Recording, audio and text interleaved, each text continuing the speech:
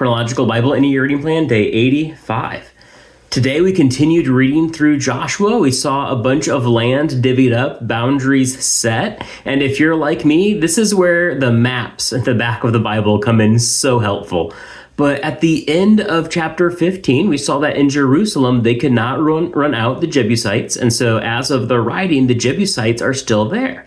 And you may be wondering, but I thought God promised and commanded that they run out all of the inhabitants. Well, we're going to find the Jebusites are eventually taken care of. I believe it's under King David. We'll find out when we get there, so we'll save that for then. But what really struck me was the question, why? Why did they bother to record all of these boundary lines? And I started to think there's a value in maintaining our family history of the faith.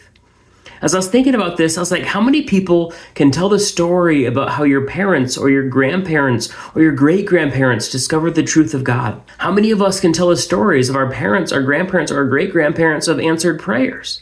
And I started to think that's something that we need to redeem. We need to bring back of having and telling those stories. That's kind of what this is, a telling of God's promise and then his provision.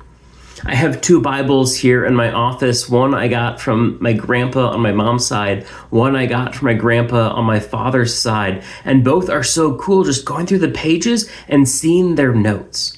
I'm not the kind of person who typically takes notes in my Bible, but as I go through my grandpa's Bibles, I'm like, I should pick a Bible to write up, to notate, so that someday perhaps my grandkids can flip through that and say, oh, interesting, Grandpa interpreted this way, or Grandpa made these connections. And it's just a way of telling God's story in our lives for future generations. What are some things you've thought of or done that have done that? How have you told God's story to the generations around you, or how have the generations before you told God's stories in their lives? I'd love to hear that and encourage one another with that.